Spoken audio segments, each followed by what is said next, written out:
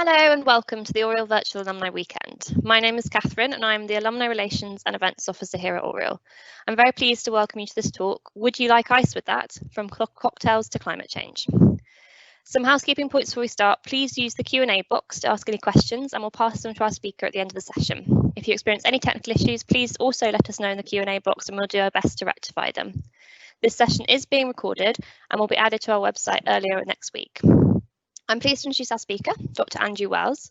Andrew is a tutor and fellow in physics at Oriel and associate professor in physical climate science at the Department of Physics. He joined Oriel in 2017. Andrew's research team studies the physics of fluid flows in the natural environment, with a particular interest in the interactions between the cryosphere and the ocean. Current research areas include the physics of the polar sea ice cover, interaction of the Antarctic and Greenland ice sheets with the ocean, and understanding the dynamics of turbulent environmental fluid flows. So, without further ado, Andrew, over to you. Okay, thank you very much, Catherine, and good afternoon to all, and thank you all very much for dropping in for this talk. So, as Catherine mentioned, I'm one of the tutors in physics at Oriel. But when I'm not involved with teaching, one of my other great passions is involved in researching fluid flows, and in particular researching how fluid flows impact the ice cover that is found at the poles and its impact on changes in the cryosphere and the climate. So what I'm going to do in this talk is I'm going to give you a flavor of the topic of my research, in particular focusing on the dynamics of ice sheets, such as we see in the image at the bottom of this slide here, where we've got the Antarctic ice sheet fringed with sea ice. So we've got a large glacier on the Antarctic ice sheet. So I'm going to give you an overview of some of the significance and ongoing research on this topic, in particular drawing at the end to some of the ongoing work in Oxford. So we're going to start this story with something that may be familiar to many of you by way of motivation, and that's going to be thinking about the ice cubes that you may put in a drink in order to cool that drink down in summer or at other times of year. And what we're going to try and do is see what messages and lessons those icebergs or ice cubes that you see in this glass in here can tell us about the icebergs and ice sheets that are seen on much larger geophysical scales. So on these images that we see on the right, we've got an iceberg floating out in the ocean. And we also have situations where large glaciers or ice sheets also run out and come into contact with the ocean. So these ice sheets and icebergs are much larger in scale. So this image that I've got here, you've got ice cliffs several tens of meters sticking up above the ocean surface. And because this ice is actually floating, there's actually several hundred meters of ice also submerged below the ocean surface too. So we're going to try and understand what physics that goes on in these small scale processes with ice cubes in your ice glasses might be able to tell us about the Antarctic and Greenland ice sheets. So just to set up some motivation, and just to set the scene for the geophysical scale problem, we're going to be interested in the dynamics of the Antarctic ice sheet. So this is a continental scale glacier with ice sat on top of the land. And also the Greenland ice sheets that we see from this bright white ice and snow covered region of the Greenland continental landmass in this right hand image. So these are things that are vast in scale. In the horizontal or lateral extent, you're extending hundreds to thousands of kilometers across a full continental scale. And just to illustrate something of the scale of these features, there's a transect taken through the Antarctic ice sheet in here, showing you how the thickness of the ice varies across the continent. So the scale is vertically exaggerated here. These are actually relatively thin layers compared to their horizontal extent. But what you can see on here, we've got a plot of the elevation of the top surface of the ice sheet and also the bottom surface of the ice sheet on the scale in here. And this ice is several thousands of meters thick. So if you're sat in the middle of under the middle of the ice sheet, you would see more than a mile of ice above you.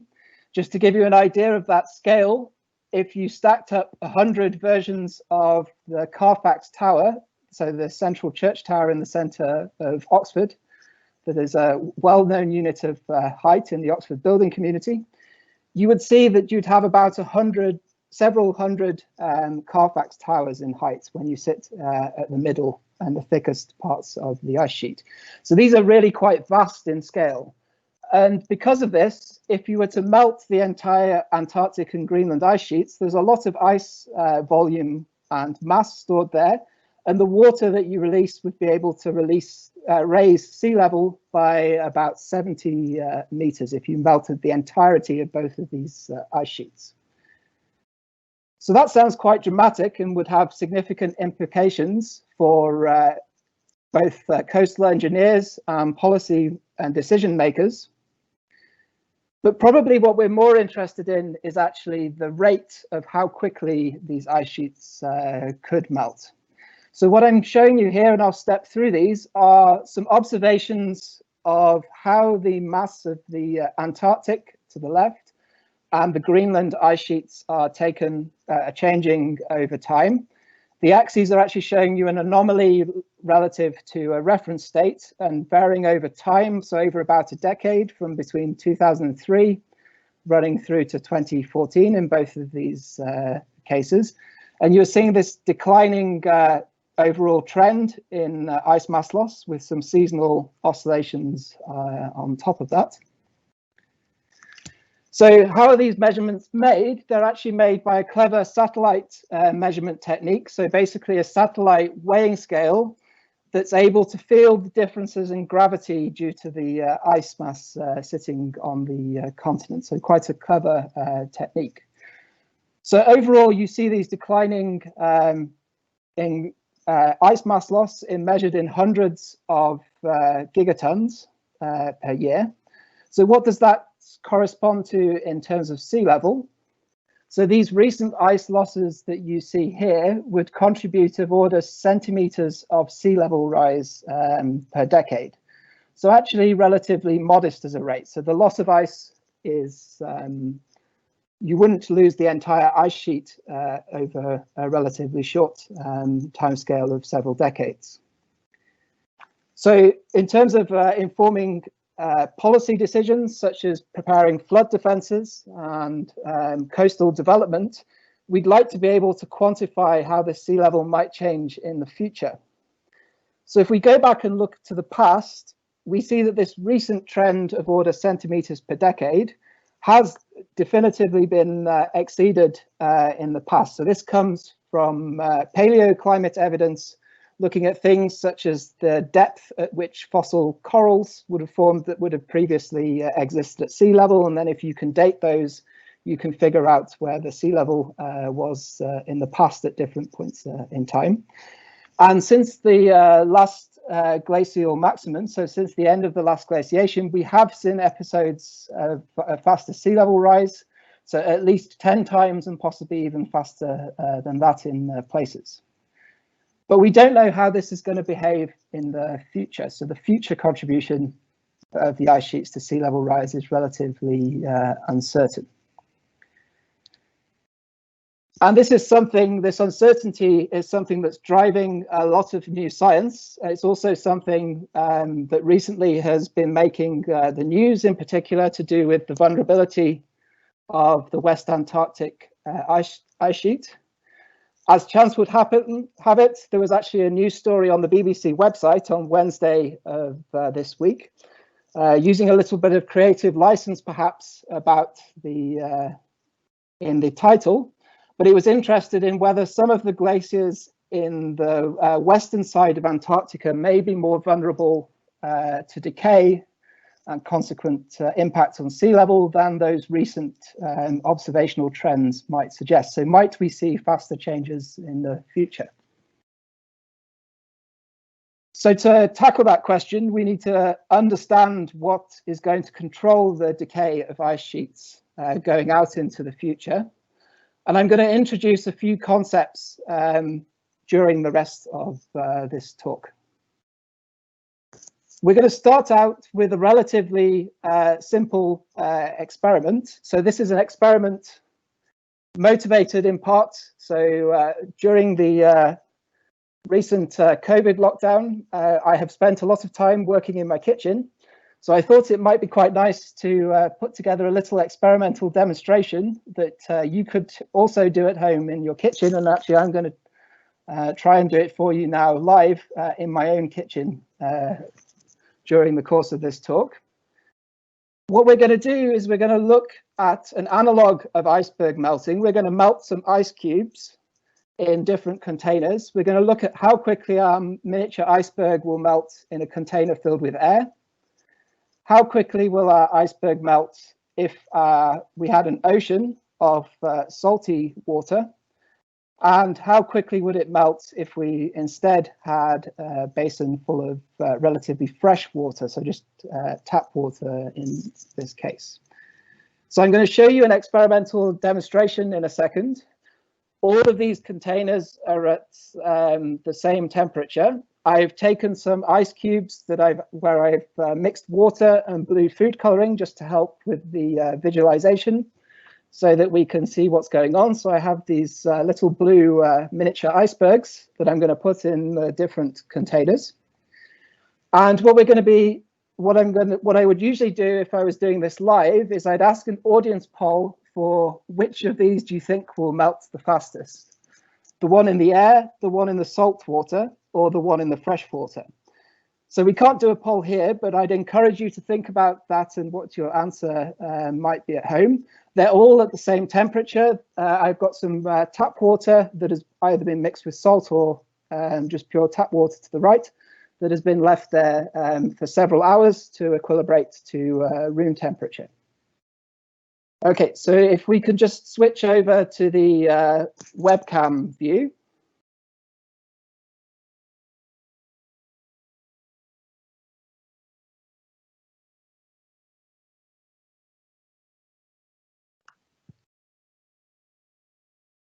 Okay, so hopefully now you should be able to see the 3 glasses of water that are sat on my kitchen table with some paper or a homemade visualization suite behind to help with see what's going on. So what I'm going to do is I'm going to add these blue ice cubes that we see here. And I'm going to start by adding to the container containing air. So I'll first drop one into that one there. I'll then add also to the salt water. So the middle one is going to have salt water in, and we'll drop this in a little bit more carefully so I don't make a splash. And also add a corresponding ice cube into the fresh water on the right-hand side. So we're just going to leave this for a little bit to see what's happening in these different cases. And you might think whether your expectations are being realized in these different cases, and have a look at what is happening in these different experiments. Okay, so I encourage you to take a look at those. So these are experiments that will run over the course of about 5 or 10 minutes or so. So in the meantime, what we're going to do is we're going to cut back to the slide.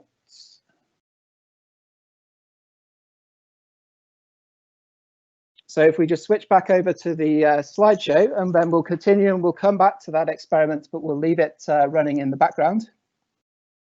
So just to provide a little bit of context for what we're trying to understand with this simple little experiment with our blue icebergs melting in our miniature oceans. I'm going to discuss a little bit about how the dynamics of an ice sheet works. And in particular, it acts like a production line of generating new ice mass from snow and then pumping that out into the ocean. So just to explain a little bit about how that works, the ice gains mass via snowfall. typically at high elevation in the center of the continent. So you tend to pile up lots of snow, which compacts down under its own weight to form ice in the center of the continent. And because you've got that mile or so thick of ice, so you have a lot of weight. If you were sat at the bottom of that ice sheet, you'd have a huge amount of weight from all that ice sat on top of you. That weight is actually able to generate sufficient stress to actually cause the ice to deform and flow and creep slowly towards the ocean. And you can actually get ice velocities of order meters ranging up to even kilometers per year as this ice deforms and flows under its own weight out towards the ocean.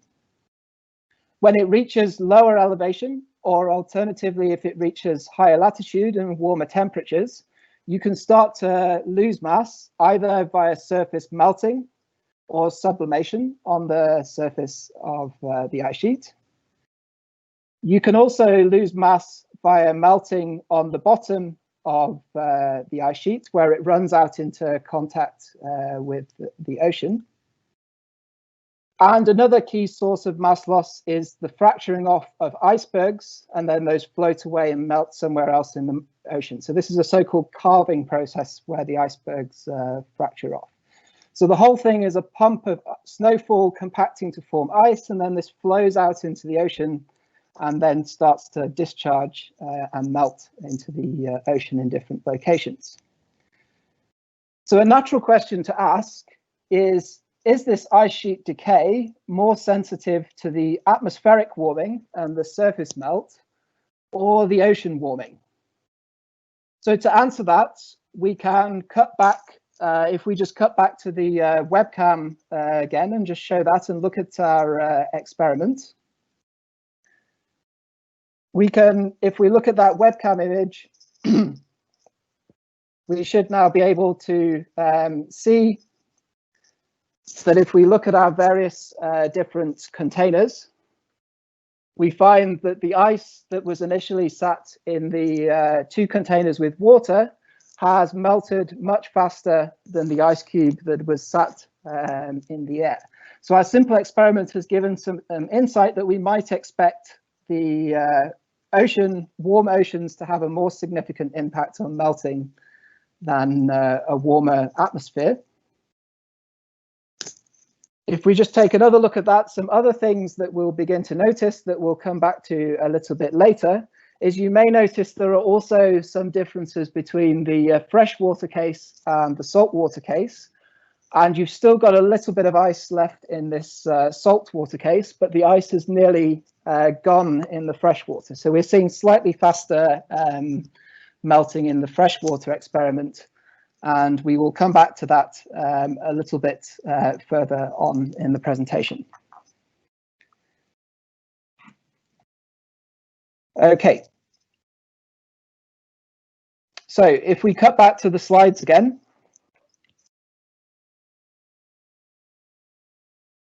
So the experiment we've just done suggests that you might expect ocean warming to have a more significant impact on ice sheet decay than atmospheric warming. What do the observations tell us? So we can observe on geophysical scales in a number of different ways. So I'm just going to give you an overview of some of the ways that we actually observe the ice, ocean, and atmosphere. One of the key methods is using satellite measurements. So this image here is showing something called the IceSat-2, so the second version of this satellite, which is something called a laser altimeter. So it uses lasers to measure the height of the ice sheet surface or the height of the land surface. Basically, how it works is it fires these laser beams down that bounce off the surface of the Earth and then come up back through space, up back towards the satellite. And by measuring the time it takes for that signal to go down and back up again and knowing the speed of light, you're able to infer to within accuracy of a few millimeters where the surface of the ice sheet is, or in particular, how that surface is changing over time. You can pick out signals of a few millimeters change over the course of a year. We can also use satellites to measure the atmospheric temperature by looking at the radiative emissions. And we can complement these with rather older technology involving weather balloons with small temperature and other instruments attached to them that rise up through the atmosphere and collect data on the atmospheric temperature. The ocean, by contrast, is a little bit harder to observe, particularly if you're interested in what's happening below the ocean surface, and typically involves a little bit more manpower going out and sending out instruments. So what we see in this bottom image here is a ship from an icebreaker from British Antarctic Survey that's going out through the thin sea ice cover towards the polar oceans. And when you go out there, you can start to put in various sensors into the ocean. There's a range of automated robotic sensors that have revolutionized the amount of oceanographic data we have over the past few decades.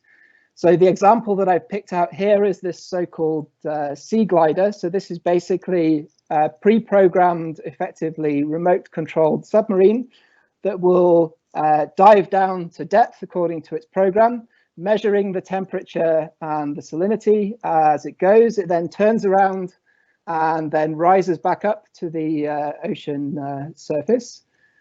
And when it gets to the ocean surface, it's able to send its data back to the laboratory by satellite phone. And there's a variety of similar instruments that have come in and have started to greatly increase our ability to observe what's going on in terms of the deeper ocean temperatures. So there's a variety of techniques. One of the more curious and particularly valuable recent techniques makes use of these so-called instrumented seals.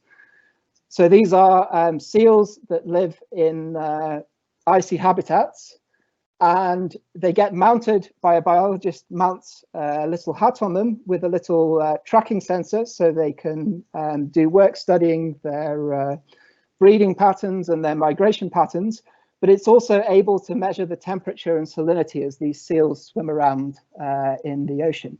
And these have actually been a fantastic resource because they tend to like going quite close in towards the ice, and they've greatly expanded the coverage in recent years.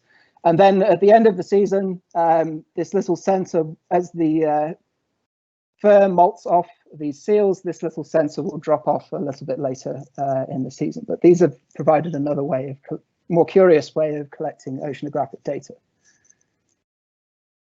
So what do these observations tell us? So this is a slightly complicated plot. I'll step you through the key details.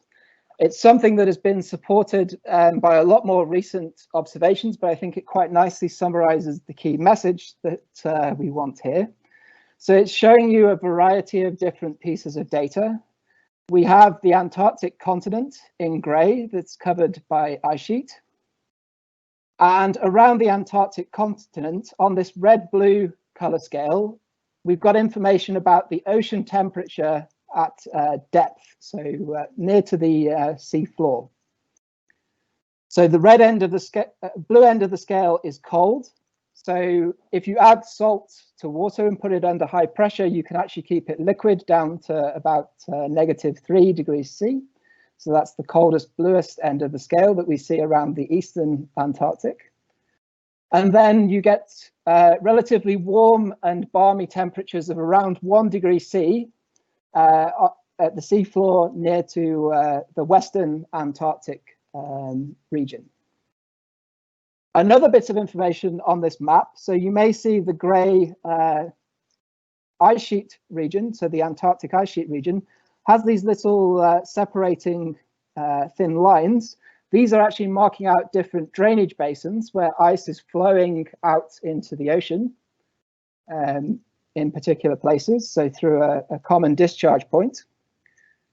And the other bit of information is for each of these drainage basins, the circle near the edge of the continent is the size or area of that circle is proportional to the amount or the mass of ice that is being discharged per year from each of these little drainage basins. And I think the key thing to take away from this is you get these regions of very large circles, so very large ice loss into the ocean. The two largest circles are found in this West Antarctic region, which also happens to be the region where you're getting warmer ocean temperatures. And of course, this is no coincidence. This links with what we saw in our simple experiment. And it turns out that this is one of the key uncertainties in making future predictions of sea level rise. So at the time of the last Intergovernmental Panel on Climate Change assessment report, they tried to estimate what kind of range of sea level rise we might expect from melting of the Antarctic ice sheet, and found that came up with a range of between 5 and 80 centimeters. So that's quite a considerable uncertainty, and it's something that we'd like to improve understanding and figure out whether it's feasible, whether that is actually the true intrinsic uncertainty or something that we can improve the error bars with better physical understanding. So just to interpret this picture, we're going to go back to our experiments. So as a child, I was quite fond of watching Blue Peter for a period. And they used to have a famous phrase of, here's one that I prepared or made earlier. So I'm going to show you a time-lapse movie of another version of the experiment that we just saw before with our ice cubes going into water. But I've put a time lapse and sped it up a little bit so that we can see what's happening a little bit faster. So we had our 3 different containers, one with air, one with salt water in the middle, and this freshwater lake to the right. We're going to drop our icebergs in and see what happens at much higher pace. So we're going to let those go and let those run out. And as we saw before in those experimental images, this confirms that the ice is melting faster in the water than in the air. And you get a slightly faster melting in the fresh water for this particular experiment than you do in the saltwater container. And you can start to build some understanding of that by looking at the differences between the end results for these 2 different experiments. So in the saltwater case, you find all of your blue meltwater has piled up at the top of this container.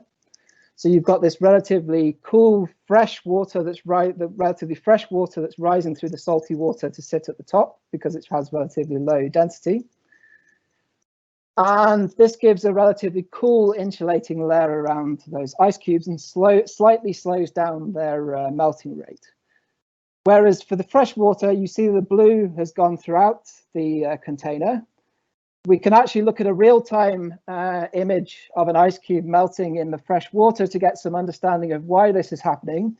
And we see that this now, because the whole system is fresh, this relatively cold water, the blue dyed water coming off the ice cube, is now quite dense and is able to sink down and generate this circulation pattern, which helps to generate mixing and transfer heat through the system.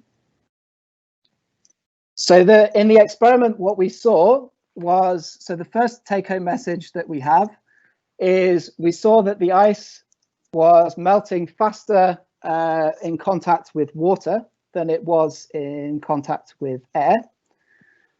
So if we just go back to the slides now,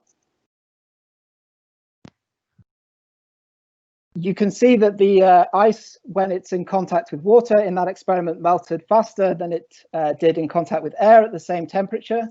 This happens because water has a larger heat capacity than the air. So it's able to carry more energy, thermal energy that's able to be used for melting. And this links in with this geophysical observation that we saw before, that the ice sheets seem to be particularly vulnerable to ocean warming. Another feature that we saw from the flow of that blue meltwater was that the flow and circulation of the water through our container would impact how fast the ice was able to melt. So it's maybe not as big a effect as the difference between air and water, but something that can make some subtle quantitative differences that would still be important for making predictions. So this water flow impacting how ice melting is because if you're able to remove the cold melt away from the surroundings of the ice sheet and replace it with warm water, you're bringing in a faster energy supply and able to speed up the melting. And this was actually the motivation behind the findings published in that study that was on the BBC News article earlier this week. Using some mapping the depth of the ocean floor near to the ice sheet in unprecedented detail, they were able to observe that there were actually pathways that they didn't know about before that allowed some deep channels that allowed flow of warm water in towards the ice sheet. And this might explain why that particular ice sheet in this West Antarctic region up here is decaying faster than ice sheets on other areas, or faster than had been anticipated. So this raises a question of how we might quantify the ocean flow near to the ice. And this is something that with collaborators and colleagues across the globe, this is something that we've been working on in Oxford. Just to set the motivation, it's very challenging to take measurements very close to the ice face. So what we see here is this is actually the edge of the Greenland ice sheet where it meets the ocean at Jakobshavn Isbrae. We've got a picture of the Eiffel Tower for scale, about 300-meter scale. And what you see is actually this is the edge of the ice sheet in here. This is the ocean. But the ocean is completely covered with large icebergs, so hundreds to several hundred meters in scale in some places. And these are icebergs that are continually breaking off and peeling off into the ocean. So this makes it very challenging to put instruments in this particular region and get in and take measurements very close up to the ice face. So what we've been doing instead in Oxford is using a slightly different approach. And this is trying to simulate the fluid flow next to the ice sheet using something called computational fluid dynamics. So this is a technique that's widely used in engineering. So it's used to understand the flight dynamics of aeroplanes and simulate airflow past airplanes. It's also widely used in Formula One to improve the aerodynamics and improve the car design and handling. And the basic idea behind this is, I will save you the equations, but we know what the equations for fluid flow are, or we think we do to a good approximation, and they do a reasonable job of describing what happens in these particular engineering settings and many other experiments. So we can solve these using high performance supercomputers in order to simulate how the air will flow past cars, or alternatively, we can simulate how water will flow past ice sheets. And this is something that we have been doing in Oxford,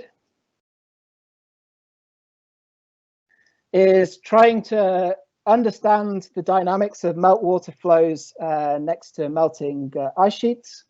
So in particular, thinking about situations where our ice sheet may terminate in a relatively steep face. So this is something you often find following iceberg fracture. And trying to understand how the fact that the ocean is stratified and its salinity varies with depth, what impact does that have on the flow dynamics and the melting? And so what we have in this image here is a snapshot of a longer simulation where we have ice melting into the ocean. As it melts, it discharges fresh water, which reduces the salinity of the neighboring ocean. So that's what you see by these blue regions in here.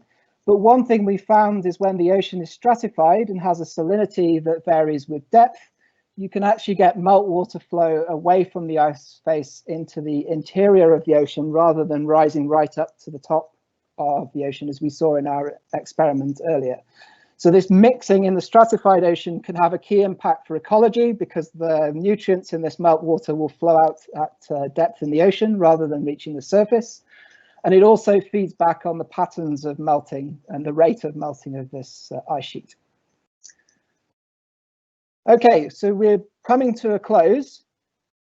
During this talk, we've looked at how the fate of the Greenland and Antarctic ice sheets will impact future sea level and highlighted that it's a key uncertainty for sea level projections. We got the take-home message that the ice sheet melting depends strongly on the ocean flow and temperature, and in the Antarctic setting, perhaps more so than the atmosphere. And ongoing research is aiming to constrain ice melting using combinations of geophysical observations, simulations, and theory, which I didn't go into too much here, so I saved you the equations for the weekend, and also analog experiments, either more complex things in laboratory or simple things that you can do in your kitchen at home. And with that, I will finish there, and I'm happy to take any questions. Great, thank you so much, Andrew. That was really interesting. I loved the instrumented seals. They looked very fun. So we've got a question from Ashok. He says, how drastic are the steps which must be taken to slow down the effects of global warming? Okay, yeah. So to some extent, it depends what you want to achieve. So I think with this, there's a bit of a trade-off. So there is fairly clear evidence, both from observations, theory, models, all come together to suggest that if you keep pumping carbon dioxide into the atmosphere, you are going to raise temperature. And if you get to, so it's been shown that if you get to having human activity has pumped 1 trillion tons of carbon dioxide into the atmosphere, this will give you around about 2 degrees of atmospheric warming. So it's a question of what do you want to adapt to, and what do you want to, what kind of situation do you want to be in. So if you're able to adapt to certain types of changes, you might be happy to allow 2 or more degrees of warming. If you want to cut things off with a lower degree of warming, you might have to make some slightly more significant changes to carbon output. Okay, so I hope that helps with your question, but do feel free to get in touch if you have any follow-ups. Great, thank you. We'll just wait to see if any more questions come in, but at the moment, I guess, I mean, do you have a sort of, what's your outlook for the future of sort of sea level rising? Are you feeling positive about it, or how are you feeling? I guess so. The thing I should mention here is I focused particularly on the impact of ice sheets for sea level rise. So there's an impact of thermal expansion of the ocean on sea level rise. That's something that's a little bit easier to quantify. So that's something where you would predict about 0.5 meter or so of sea level over the coming century. This is something, the ice sheets is something that's far more uncertain. So that can be a little bit scary. I guess I have a slightly sanguine attitude that ice sheet decay is also a slow process. So it's something where you will have some time to adapt, but it is something where you need to start thinking and using it to make decisions. Great. We've got one more question. So with the new technology available to researchers these days, does that mean that there's less travel to field sites? So how does that affect your connection to the places you study?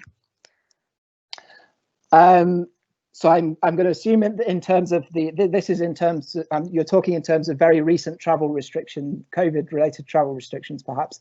So this is something that, has potential to cause some significant impact. So effectively, at the moment, there's no ongoing field campaigns in Antarctica. So the current research and observations for the current year are on hold at the moment. So the field programs have been cancelled. It will depend pretty much how long these things keep going for and how long this runs out for. So as I mentioned, these are relatively, ice sheet processes are relatively slow and steady, but also quite hard to reverse. But it means that if you miss 1 year of data, it's not the complete end of the world in observing the trend. You can still see how things are going. And I think the other thing that is quite handy is you can still observe how the ice sheets are evolving using the satellite observations. So those are things that are continuing all the way through. You're losing out on seeing some of the finer details that you'd be able to see in situ or in person. Great, we've actually had quite a lot more questions come in if you're happy to take them. Yeah, sure. So what do we have? We have, does the ozone layer or lack of thereof affect the warming of the ice, plus methane, as you have only mentioned CO2? Yeah, so Yeah, so the ozone hole that's formed over Antarctica, so that does lead to atmospheric temperature changes and anomalies. So because the Antarctic ice sheet is actually far more sensitive to ocean temperature, it turns out the effects are quite subtle in terms of the impact of the ozone hole. So making modest changes to the atmospheric temperature won't actually have a significant, huge impact on the mass loss from the Antarctic ice sheet. But what you can do is if you change the atmospheric temperature, you can start to alter the wind patterns, and you might start to, depending on the trends of how the ozone has evolved, you might start to pump warmer water around the edges of the continent. So it's a subtle, more subtle effect than you might initially imagine. And this is because the change in the temperature doesn't have a strong direct effect on the melting on the top of the ice surface in Antarctica. It's the ocean is the key driver. Great. So another one from John. How close to either has man-made rubbish been found, so plastic, etc.? So in the ice sheet, actually, I don't know for sure. So I can tell you for certain that microplastics have been found in the sea ice cover that forms around the edge of the continent. So I'm just going to switch back to a much earlier slide.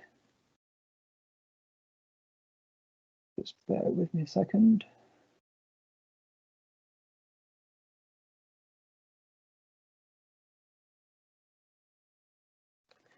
Unfortunately, the very first slide, so it's going to take a little while to get back.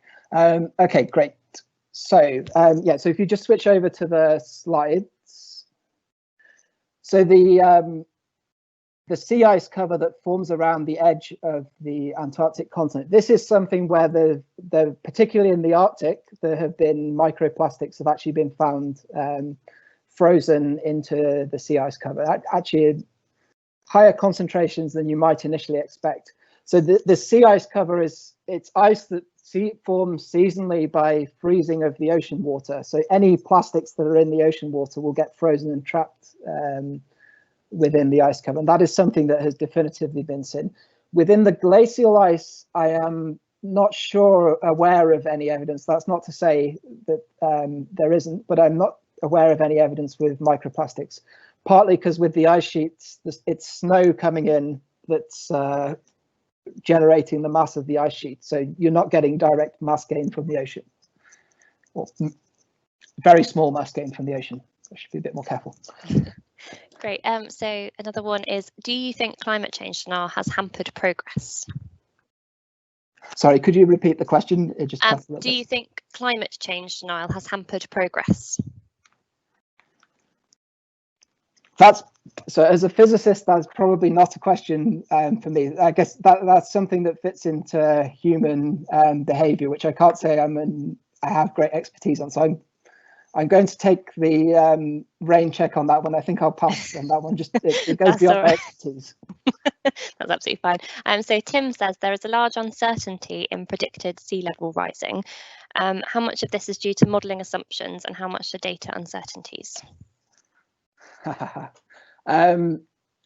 So for the ice sheet contribution, I think the truth is we don't firmly know the answer to that. So the 5 to 80 centimeter range, this is basically from a range of different ice models that were run. So they had slightly different assumptions about model physics or modeling assumptions, but there is also significant uncertainty in terms of the forcing that's being used.